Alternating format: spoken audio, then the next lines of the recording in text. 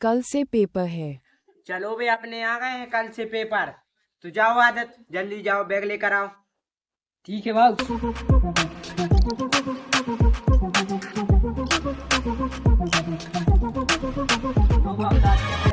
चलो रखो भी।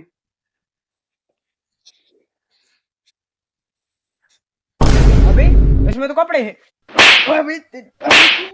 ये कपड़े वाला बैग ले आना था तुम्हारे लिए। जाओ। कौन लाया था भाऊ? कापी किताब वाला बैग लेकर आओ, जल्दी जाओ जल्दी जाओ। ठीक है भाऊ।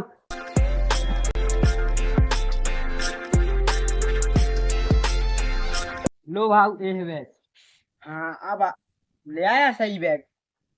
अपने लिए पढ़ाई करना है। ले सुंदर, तुम्हारा है इंग्लिश का पेपर, तुम्हारे लिए पढ़ना है इंग्लिश। और तुम्हारा है पेपर का, तुम्हारे लिए पढ़ना है हिंदी। पढ़ो भी। गाय के ऊपर निबंध। पढ़ो जल्दी गाय से। हमारी माता है। और सुंदर तुम्हारे लिए इंग्लिश का। नहीं मर रहा साले, नहीं मर रहा, पढ़ता हूँ। पढ़ो। टी एच ई दा। बोलो। टीएचई दा। कार्डबोर्ड।